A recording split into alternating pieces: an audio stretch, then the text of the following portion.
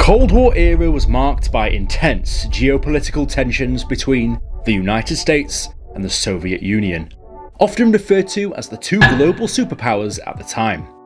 Both sides were on the edge of their seats, prepared for the worst if these two Goliaths ever collided. As a result, both of these countries over a number of years built up huge nuclear arsenals, all of which were pointed pretty much directly at their direct competitor. The Cold War was truly a very frightening time. The United States had nukes, the Soviet Union had nukes, so where do you point them? I mean, most targets were places that you'd probably expect. Military facilities, industrial units, those sorts of things. But the Soviet Union decided, well, allegedly, that they would aim two nukes at somewhere in particular, somewhere that most people wouldn't expect. A hot dog stand. Yep, a bog standard hot dog stand. And for good reason, because this just wasn't any hot dog stand. This was probably the most important hot dog stand in the entire country. This is Brainspill, my name is Tank, and today we're talking about the time that the Soviet Union almost blew up a hot dog stand.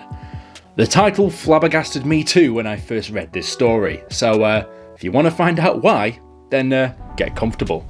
By way of a brief whistle-stop tour, after the end of World War II, the Allies banded together for a new, peaceful Europe after the terrors of the two world wars that had just come and gone.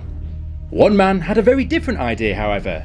This guy, the moustache-twizzling dictator himself, Joseph Stalin. The Soviet Union began to annex large swathes of land in Eastern Europe, absorbing countries and populations under the banner of the Soviets, eventually creating an ideological and, in some places, physical Iron Curtain between the East and the West, creating what we now commonly refer to as the Cold War. The East and the West being spearheaded by the two biggest powers at the time, the Soviet Union and the United States, basically got into a dick measuring contest. They tested everything they had to see who was better, and that extended from rockets to weaponry to... look, it's most things that could just blow people up basically. There's a common trend here. During this period, both nations engaged in rather odd pursuits, including that of perhaps being a little bit too paranoid of each other and everything that each other did. The Soviet Union moves their rockets, so the US decides to do the same in turn. Back and forth, back and forth. It's basically just one big game of nuclear chicken, except the loser is going to be there for complete nuclear annihilation. So, it's more than a game. So, after all of that backstory, how did we get here and why is a hot dog stand so important to this story? Well, this hot dog stand being targeted wasn't just any old hot dog stand. I mean, there's bloody loads in New York, but this one in particular was an absolute target. This hot dog stand gave the Soviet Union things to worry about, hence why they decided to aim nukes at it. That being the hot dog stand located within the very centre of the Pentagon.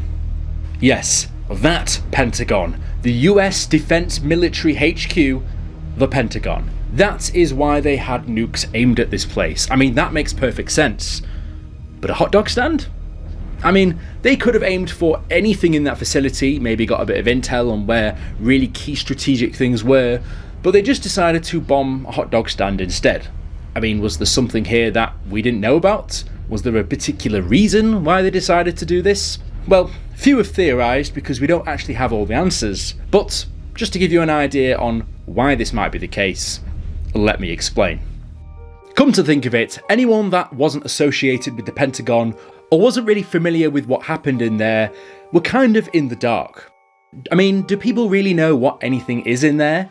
You would have thought that the Soviet Union satellites at the time would have been powerful enough to see people stuffing their faces with carb-filled hot dogs day in, day out, but apparently they couldn't. This small building in the centre of the Pentagon stood alone, and from space looked like an intriguing landmark. The Soviet Union would use satellite imagery to see the site from above, and that they could see groups of US military officers entering and exiting the structure at all times of the day. They concluded that this stand was the entrance to an underground bunker. They surmised that it must be an important planning centre or a command or control bunker. They thought that the officers were going in and out to get top secret briefings in a protected area, hence making the Soviets believe that this was the key and a significant threat. hence aiming their nuclear missiles directly at this hot dog stand. And that was just it. People were going back and forth to this building every day, but it wasn't because of work, it was to eat a hot dog. And that was literally it. People were going for their lunch, so the Soviet Union decided that this was a significant threat. As a result of this, the stand got a nickname by those who would frequent it on their lunch breaks, calling it Cafe Ground Zero, the deadliest hot dog stand in the world. I don't think that this is a matter of there being good or bad intelligence. I think it's just the fact that there is no intelligence in this decision. None at all. But jokes aside, why would this even happen in the first place? I mean, it seems silly to target nukes at a hot dog stand when it poses absolutely no threat whatsoever, but maybe we're thinking about this a little bit too much.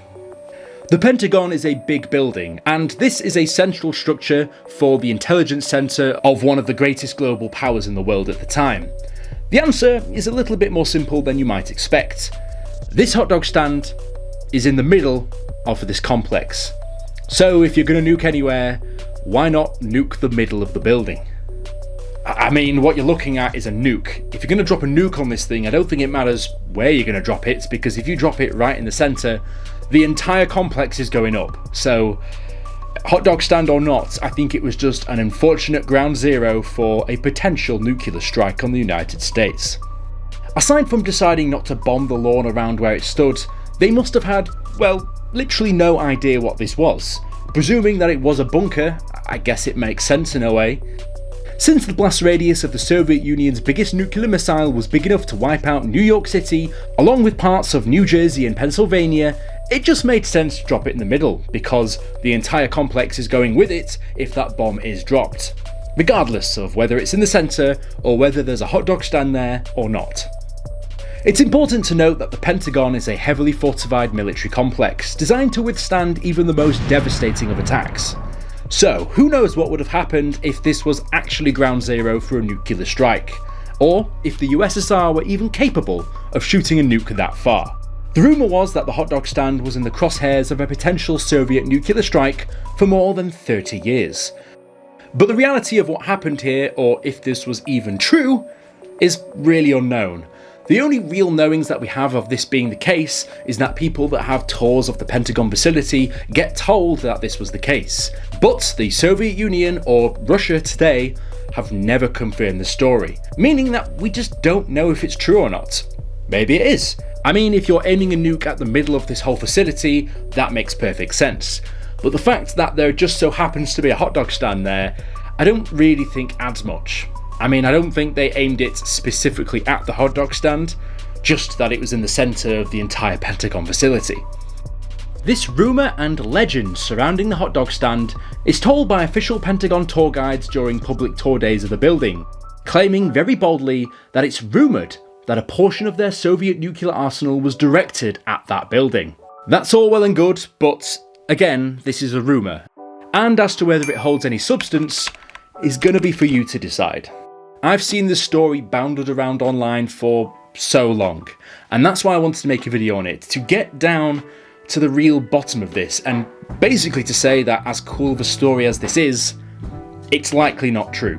I mean, Russia have never admitted it, but even if it were true, of course they're not going to admit it, because A, that's highly classified, and B, why would they admit to aiming nukes at a hot dog stand? If anything, it just goes to show that they had no intelligence at the time, or bad intelligence, knowing that this wasn't a secret nuclear bunker and was simply a fast food stand. So that might look pretty silly on them. Given the secretive nature of Cold War espionage, it's challenging to confirm or disprove the existence of such a plan decisively, or if it was even a thing at all. Even if we don't have any definitive proof that this thing even happened, there was no doubt that this was a target of the USSR in some capacity at some point during the Cold War. I mean, this just makes sense. It makes practical military sense. If it wasn't a target, then I don't think we should be questioning why they decided to aim nukes at a hot dog stand. I think the question would be, who was in charge over there, and why weren't you aiming nukes at that hot dog stand?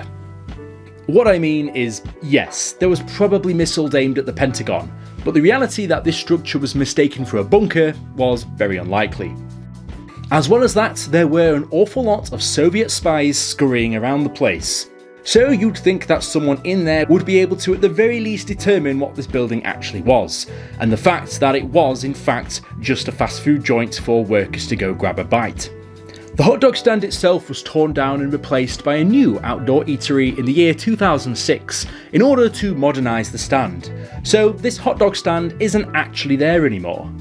Plus, by this point the Cold War was well and truly over, and the USSR had collapsed, so perhaps the risk of an imminent nuclear threat to this stand was long, long behind us. If you guys liked that video, here's another one just like it. I'll see you guys in the next video. Fantastic.